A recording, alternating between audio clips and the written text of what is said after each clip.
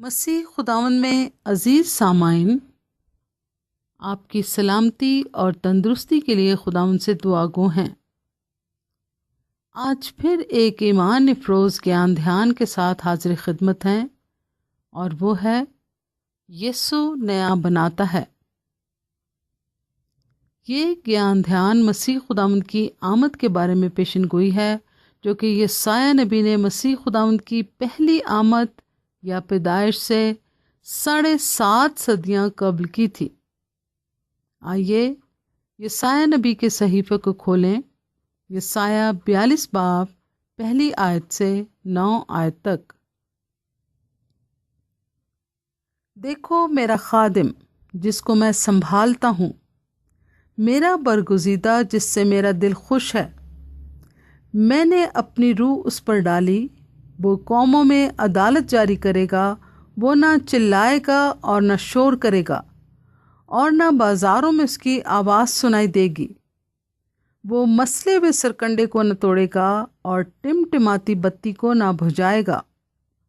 وہ راستی سے عدالت کرے گا، وہ ماندہ نہ ہوگا اور ہمت نہ ہارے گا، جب تک عدالت کو زمین پر قائم نہ کرے۔ جزیرے اس کی شریعت کا انتظار کریں گے، جس نے آسمان کو پیدا کیا اور تان دیا، جس نے زمین کو اور ان کو جو اس میں سے نکلتے ہیں پھیلایا، جو اس کے باشندوں کو سانس اور اس پر چلنے والوں کو روح عنایت کرتا ہے۔ یعنی خداوند خدا یوں فرماتا ہے، میں خداوند نے تجھے صداقت سے بلایا، میں ہی تیرا ہاتھ پکڑوں گا اور تیری حفاظت کروں گا، اور لوگوں کے عہد اور قوموں کے نور کے لیے تجھے دوں گا، کہ تو اندھوں کی آنکھیں کھولے اور اسیروں کو قید سے نکالے، اور ان کو جو اندھیرے میں بیٹھے ہیں قید خانے سے چھڑائے۔ یہوہ میں ہوں، یہی میرا نام ہے۔ میں اپنا جلال کسی دوسرے کے لیے اور اپنی حمد کھودی ہوئی مورتوں کے لیے روا نہ رکھوں گا۔ دیکھو پرانی باتیں پوری ہو گئیں، اور میں نئی باتیں بتاتا ہوں۔ اس سے پیشتر کے واقعہ ہوں، میں تم سے بیان کرتا ہوں۔ پاک کلام کے پڑھے اور سنے جانے پر خدا کی برکت ہو، آمین۔ آج کی سنہری آیت متی 12 باب 20 آیت۔ یہ کچلے ہوئے سرکنڈے کو نہ توڑے گا اور دھواں اٹھتے ہوئے سن کو نہ بجھائے گا، جب تک کہ انصاف کی فتح نہ کرائے۔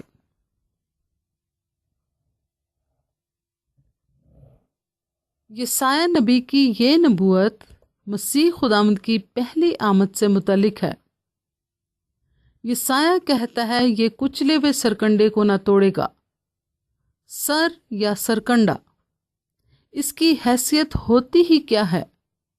یہ ایک طرح کی جنگلی گھاس کی طرح اگتا ہے اور بڑی معمولی قدر و قیمت رکھتا ہے۔ جب یہ سوکھ جاتا ہے تو کوڑا کرکٹ بن کر رہ جاتا ہے، یا تو متواتر پاؤں کے نیچے مسلا جاتا ہے، یا پھر آگ میں ڈال دیا جاتا ہے۔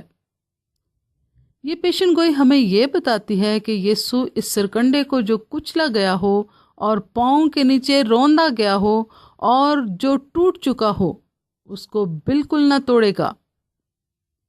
روحانی معنوں میں اس کا مطلب یہ ہے کہ گناہ نے لوگوں کو کچل دیا ہے، کیونکہ اس کا کام ہی یہ ہے، اس کی خاصیت ہی یہ ہے کہ وہ لوگوں کو کچل کر رکھ دیتا ہے۔ مگر مسیح خداوند اس دنیا میں آیا تاکہ انہی کچلے ہوئے لوگوں کو نیا بنائے۔ لوکا 4 باب 18 آیت۔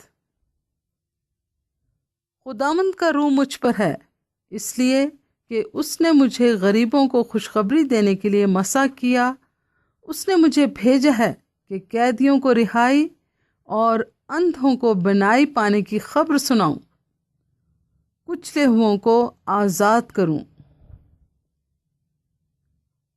مسیح خداوند نے بذات خود فرمایا، مکاشفہ 21 باب 5 آیت۔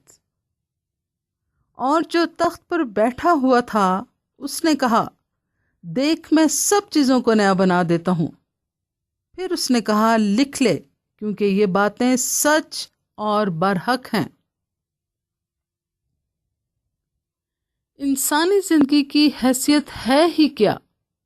جنگلی گھاس کی مانند، پانی کے بخارات کی مانند، سرکنڈے کی مانند، جس کو گناہ نے کچل دیا ہو۔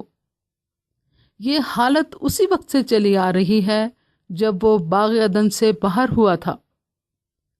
مسیح خداوند نے بھی چشم رحم اور ترس سے اس حالت کو دیکھا۔ محصول لینے والے، مچھلیاں پکڑنے والے، کسبیاں اور عوام الناس کچلے ہوئے سرکنڈے تھے، جن کو مسیح خداوند نے قبول کیا، یعنی متی، زکائی، مریم اور مرتھا، لازر، حتیٰ کہ پالوس۔ یہ کون تھے؟ یہ گناہ میں کچلے ہوئے سرکنڈے تھے، اور گناہ یہ صرف کچلتا ہی نہیں بلکہ فرد جرم بھی لگاتا ہے۔ یسایہ پہلا باب 4 تا 6 آیات۔ خطا کار گروہ، بدکاری سے لدی ہوئی قوم، بد کرداروں کی نسل، مکار اولاد، جنہوں نے خداوند کو ترک کیا، اسرائیل کے قدوس کو حقیر جانا اور گمراہ و برگشتہ ہو گئے۔ تم کیوں زیادہ بغاوت کر کے اور مار کھاؤ گے؟ تمام سر بیمار ہے اور دل بالکل سست ہے، تلوے سے لے کر چاندی تک اس میں کہیں صحت نہیں، فقط زخم اور چوٹ اور سڑے ہوئے گھاؤ ہی ہیں، جو نہ دبائے گئے، نہ باندھے گئے، نہ تیل سے نرم کیے گئے۔ یسایہ نبی مزید نبوت کرتے ہوئے گویا ہوتا ہے، اور دھواں اٹھتے ہوئے سن کو نہ بجھائے گا۔ اس کا یہ مطلب ہے کہ جب دیے میں تیل ختم ہو جاتا ہے اور اس کی بتی یا ویک سلگ رہی ہوتی ہے اور دھواں اٹھ رہا ہوتا ہے، وہ اس کو بھی نہیں بجھائے گا۔ یہ حالت گناہ گاروں کی زندگیوں کی حالت ہے، ان زندگیوں کی جن میں تیل ختم ہو چکا ہوتا ہے، بتی بجھ گئی ہوتی ہے، اور اب زندگی میں صرف دھواں ہی دھواں ہے۔ مسیح خداوند ان زندگیوں میں روح القدس کا تیل ڈالے گا تاکہ زندگیاں روشن ہوں۔ کون سا تیل؟ زبور 45:7 آیت۔ خدا تیرے خدا نے شادمانی کے تیل سے تجھے تیرے ہمسروں سے زیادہ مسا کیا۔ نہ صرف یہ شادمانی کا تیل ہے، یہ شفا کا تیل بھی ہے۔ مرکز 6:13 آیت۔ اور یہ تیل روح القدس کا تیل ہے، یسایہ 61:1 آیت، اور اعمال 10:38 آیت۔ چنانچہ تیل پاک روح کا نشان ہے، یعنی جب روحانی زندگیاں کچلی جاتی ہیں اور پھر بجھ جانے سے ان سے دھواں اٹھ رہا ہوتا ہے، تو ہمارا خداوند جو کہ روح القدس سے مسح کیا ہوا ہے، وہ ان زندگیوں کو نیا بناتا ہے، اور وہ نیا بنانے ہی آیا ہے۔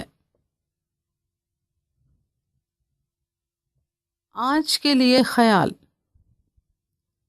ہر شخص کو احساس گناہ، اقرار گناہ، ترک گناہ اور قبول مسیحا کی ضرورت ہے۔ آئیے دعا کریں۔ اے خداوند کریم، ہم تیرے شکر گزار ہیں کہ تو ہمیں ہماری اس حالت میں جو کہ کچلے ہوئے سرکنڈے جیسی ہے اور دھواں اٹھتے ہوئے سن جیسی ہے، یہ دیکھ کر ہمارے پاس آ گیا اور بالکل ہم جیسا بن گیا تاکہ ہم تیرے جیسے بن جائیں۔ تیری محبت کے لیے تیری تعریف ہو۔ تیرے ہی نام میں مانگتے ہیں، آمین۔ خداوند ہم سب کو برکت دے، اور ہمارے خداوند یسوع مسیح کا فضل اور اطمینان ہم سب کو ہمیشہ حاصل ہوتا رہے، اور ان سب کو بھی جو ہمارے خداوند یسوع مسیح سے لازوال محبت رکھتے ہیں، آمین۔